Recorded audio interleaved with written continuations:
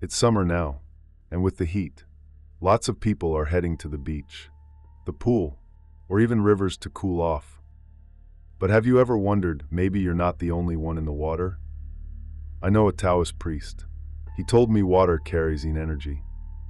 And during the 7th lunar month, it's best not to swim carelessly. That's when things tend to go wrong. He personally told me 2 true stories. One happened to his own disciple, and the other took place in a river in mainland China during the 1990s. Different places, different times, but both had one thing in common. Someone drowned, and the body couldn't be found. And the key to solving both cases was throwing a watermelon into the water. The main character of this story is one of that Taoist priest's disciples. His name was Awai. Awai was a devout follower of Taoism and had been learning under the priest for some time. Besides that, he was an excellent swimmer. Though he had never joined any official competitions, he had taken part in long-distance sea swims before. One day, he went to the beach with a group of friends. They played until around 5 or 6 in the evening and were about to pack up and leave. But Awai wanted to stay a bit longer and swim in the sea. While the others were getting ready to go, they called out to him, telling him to come back to shore. That's when he suddenly shouted, "Help!" saying he couldn't get back to the surface. A few friends immediately rushed into the water to rescue him. The strange thing was, the spot where he was struggling wasn't even deep, about chest level for an adult. But Awai seemed to be stuck, like something was holding him down. It took several men working together to finally pull him out. He survived in the end, but everyone clearly saw 5 bruise-like marks on his calf shaped exactly like fingers grabbing him. His friends started to wonder, was it a water ghost trying to drag him under as a substitute? Awai didn't believe it. As someone who practiced Taoist rituals and was confident in his swimming skills, he didn't think he had any reason to be afraid of spirits. He even told his master about the incident.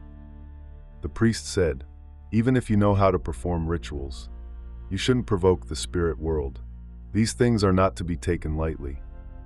He looked at Awai's leg, his expression serious. Something really did grab you. The priest wrote a talisman for him and warned him not to return to that beach for a while. It wasn't that the ghost couldn't be dealt with, but there was no need to go looking for trouble. But Awai was stubborn. He didn't think he should be scared off. A few days later, his family suddenly called his friends, asking if they knew where Awai had gone. He had disappeared for the whole day, and no one could reach him. His friends immediately knew something was wrong. Knowing his personality, they guessed he might have gone back to the beach for another swim, maybe even to challenge whatever had dragged him before. They rushed to the beach and, just as they feared, found Awai's clothes neatly folded on the shore. His sandals were placed beside them on the sand, but he was nowhere in sight. They called the police right away. Divers were sent into the water, but after searching all day, they still couldn't find his body. When the priest heard what happened, he said nothing. He simply brought his disciples to the site and began preparing a ritual. The sky was overcast. The sea breeze carried a salty, fishy smell. The waves were small, but the sound of them crashing on shore felt almost like whispers crying in pain. On the sand, the priest drew a ritual circle using cinnabar. He placed 3 incense sticks, a bowl of rice, a bowl of clear water, and 1 whole uncut watermelon. Yellow talismans were pinned on either side of the incense burner. The flames danced strangely in the wind. He held a wooden sword and began chanting softly. His voice wasn't loud, but every word seemed to echo across the sea. His disciples knelt behind him in silence. After half an hour of ritual, the priest burned a talisman into ashes, poured it into the water bowl, then lifted the whole watermelon above his head. After a final chant, he hurled the watermelon into the sea. The moment it hit the water, a ring of white foam spread across the surface. Small waves rose from the still sea. The priest said quietly, If you're still here, come back now." Within the hour, a dark human-shaped figure slowly floated to the surface. It was Awai. His friends rushed forward to confirm, and when they lifted his pant leg, everyone froze. There were 5 deep puncture marks on his calf, just starting to scab over still oozing blood. A few days later, at Awai's funeral, the priest came to pay his respects. He stood quietly in front of the altar and bowed. Just as he finished bowing, the framed photo of Awai suddenly fell to the ground with a loud smack. No one had touched it. There was no wind. Nothing bumped into it. The room fell silent. Someone whispered, "Maybe he still has something he wants to say." After what happened with Awai, the Taoist priest told me another story, also about someone who drowned. This one took place back in the 1990s, when the priest was asked for help by a factory owner in mainland China. At the time, China had just started opening up its economy, and many Hong Kong manufacturers were setting up factories there, hiring a large number of workers. Most of the workers came from remote mountain areas in the mainland. Since their hometowns were far away, the factories usually provided dormitories for them. Next to the factory dormitory was a river. During the hot summer months, many workers would go down to the river to swim.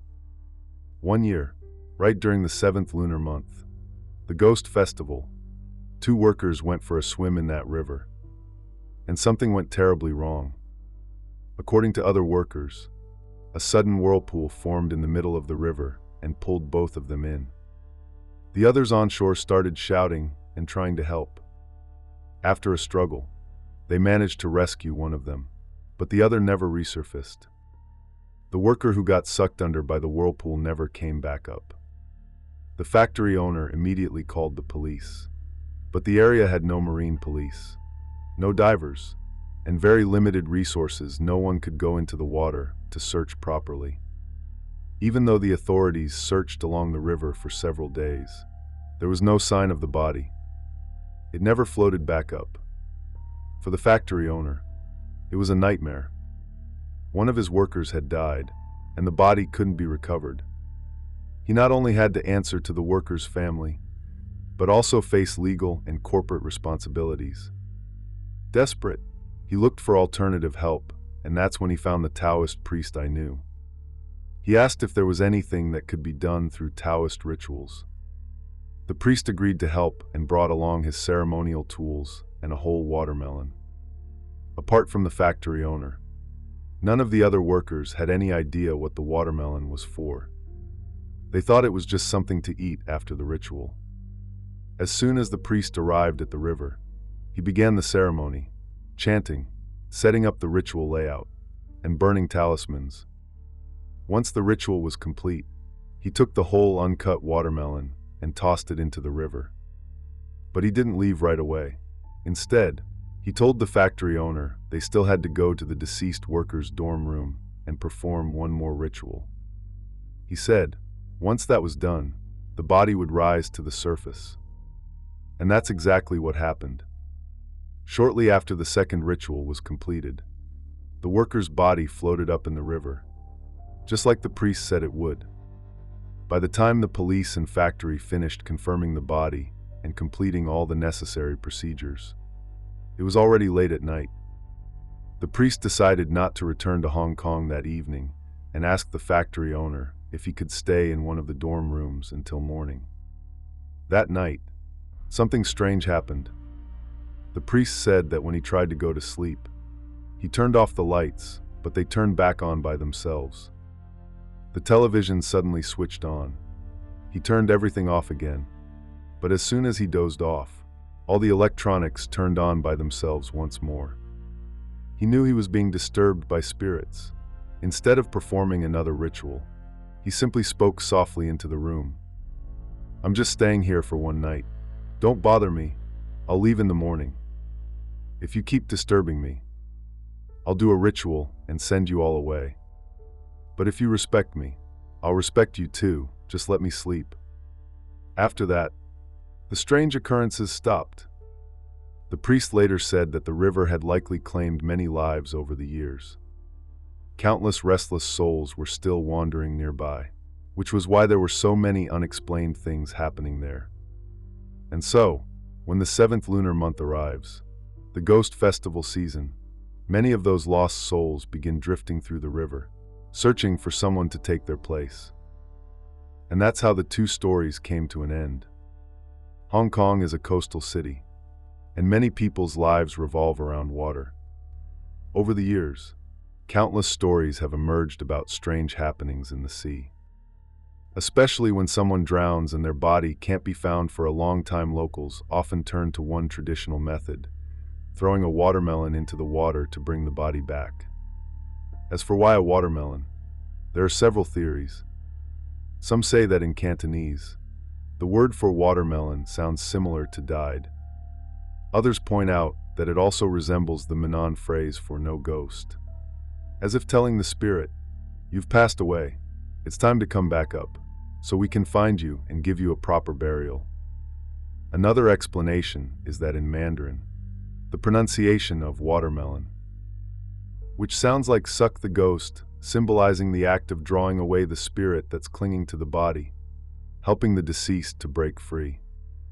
From a Taoist perspective, performing a ritual and then throwing a watermelon into the water symbolizes turning the entire sea upside down. It's a way of opening the depths to bring the lost body back, so the soul doesn't remain trapped, wandering as a lonely ghost below. The hope is that the dead can move on peacefully, no longer clinging to the world of the living. There's also a belief that some who drown may not immediately realize they've died. Their spirits stay confused, lingering at the spot where they passed. Through the ritual and the watermelon, it's like giving them a wake-up call, gently telling them, "Your journey here is over. It's time to continue on in the next world." As for what people mean when they talk about finding a substitute, that's a story for another time. It's said that during the 7th lunar month, especially on Ghost Festival, there are many taboos you shouldn't break. And one of the biggest is don't go swimming, because during this time, the yin energy is strongest, and it's when things like ghostly hands pulling at your ankles or wandering spirits searching for a substitute are most likely to happen.